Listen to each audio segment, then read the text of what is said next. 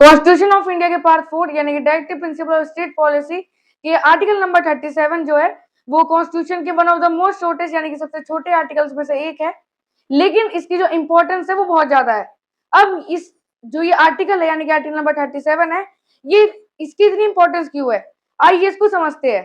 Article 37 हमें बताता है कि directive principle of state policy यानी कि डीपीएसपी भले ही कोर्ट के द्वारा इन्फोर्स ना किए जा सकते हो, लेकिन एक जस्ट, इक्वल और वेलफेयर स्टेट के निर्माण के लिए स्टेट का इन प्रिंसिपल का पालन करना एक कॉन्स्टिट्यूशनल ड्यूटी है।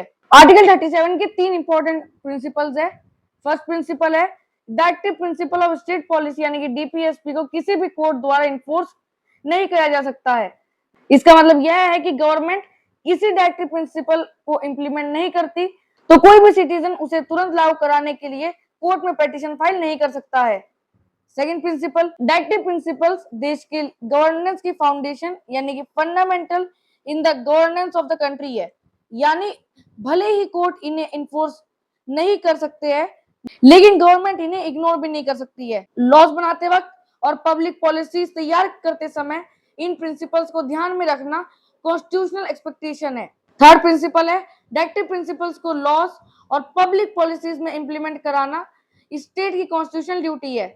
इसी वजह से आर्टिकल 37 को इंडियन कॉन्स्टिट्यूशन के मोस्ट डिस्टिंक्ट और इम्पोर्टेंट प्रोविजंस में से एक माना जाता है। डीपीएसपी को कोर्ट द्वारा इन्फोर्स क्यों नहीं किया जा सकता है, इसका रीजन जो है वो कॉन्स्टिट्यूशन मेकर्स की प्रैक्टिकल थिंकिंग में छुपा हुआ था। कॉन्स्टिट्यूशन मेकर्स को अच्छे से पता था कि इंडिपेंडेंस के समय भारत के पास ना तो पर्याप्त इकोनॉमिक रिसोर्सेज थे और ना ही एडमिनिस्ट्रेटिव कैपेसिटी। हर सिटीजन को तुरंत free education, quality health care, employment opportunities provide कर पाना उस समय प्रैक्टिकली पॉसिबल नहीं था। इसीलिए कॉन्स्टिट्यूशन मेकर्स ने इन प्रिंसिपल्स को इमीडिएटली इन्फोर्स होने वाले राइट्स बनाने के बजाय स्टेट के लिए लॉन्ग टर्म गोल्स और गाइडिंग प्रिंसिपल्स के रूप में रखा। उनकी एक्सपेक्टेशन थी कि जैसे जैसे भारत की इकोनॉमी स्ट्रांग होगी और रिसोर्सेज बढ़ेंगे, गवर्नमेंट इन डायरेक्टिव प्रिंसिपल्स को फेज वाइज इंप्लीमेंट करती जाएगी। ये अरेंजमेंट गवर्नमेंट को चेंजिंग सर्कमस्टेंसेस के हिसाब से काम करने की फ्लेक्सिबिलिटी भी देता है और साथ ही वेलफेयर स्टेट के कॉन्स्टिट्यूशनल गोल को भी जिंदा रखता है। अब बात करते हैं आर्टिकल 37 के प्रैक्टिकल इंप्लीमेंट की। हालांकि आर्टिकल 37 के अंतर्गत डायरेक्टिव प्रिंसिपल्स कोर्ट द्वारा इन्फोर्स नहीं किए जा सकते हैं, लेकिन इनका भारत की गवर्नेंस पर बहुत गहरा प्रभाव पड़ा है।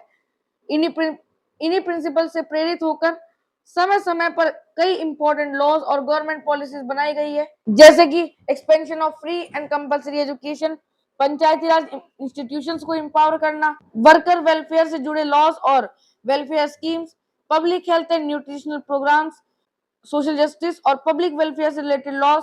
समय के साथ डायरेक्टिव प्रिंसिपल्स ने कॉन्स्टिट्यूशनल अमेंडमेंट्स और इंपॉर्टेंट लेजिस्लेशंस को भी डायरेक्शन दी है। ये क्लियरली दिखाता है कि भले ही आर्टिकल 37 जुडिशली इन्फोर्सेबल नहीं है, लेकिन इंडिया की पॉलिसीज, लॉज और गवर्नेंस पर इसका इम्पैक्ट परमानेंट और डीप रहा है।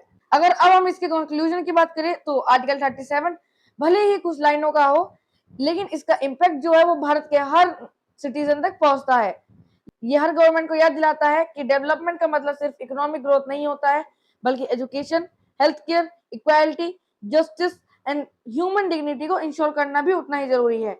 इसलिए आर्टिकल 37 को भारत के वेलफेयर स्टेट की कॉन्स्टिट्यूशनल फाउंडेशन माना जाता है। एक ऐसा राष्ट्र जहां पर गवर्नेंस सिर्फ लॉस के बेसिस पर ना हो, बल्कि justice, compassion, equality and public welfare की वैल्यूज से भी गाइड होती है। इसी के साथ हमने जो आर्टिकल नंबर 37 है उसको डिस्कस कर लिया है और हम अगली वीडियो के अंदर आर्टिकल नंबर 38 के साथ मिलते हैं। धन्यवाद।